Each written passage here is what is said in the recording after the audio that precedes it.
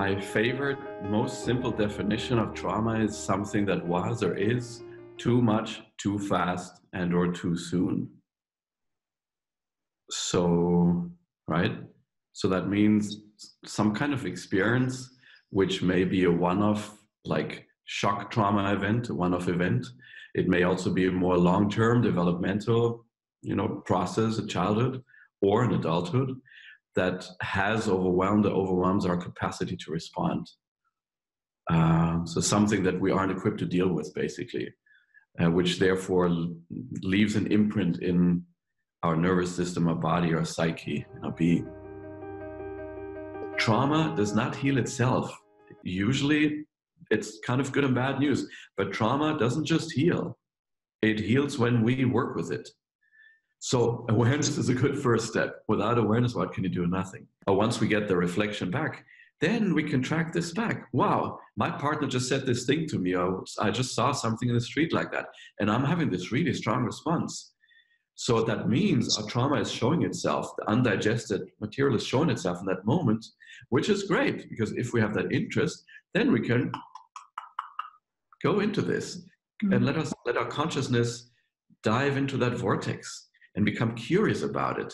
And with open, friendly, compassionate inquiry, we can find out. In the wide web of consciousness, it's like how I view it, any traumatic aspect that is being met in with kindness and gentleness, being integrated in a person, it's like it vibrates less in the field, so something has come home. So we're never doing this just for ourselves, we really don't. We're always, part of the matrix, part of the web of consciousness. It all needs to be reintegrated back in the body. And of course, not only just on the level of sensation, on the level of emotion, on the level of our psyche, on the level of a nervous system, which is part of the body, but it's all these levels. But we cannot skip the body. We cannot bypass the body. This is our vessel, we cannot leave it. I mean, we can leave it in some ways by dissociating. We can kind of stop inhabiting it if the trauma was so heavy. And though we need to find that wholeness in our bodies again, because really we have, in response to trauma, whether that's developmental childhood trauma or shock trauma, we have either contracted our physical shape into a contorted, like contracted shape to manage the bound energy, or we have actually left different parts of our body. We no longer inhabit those.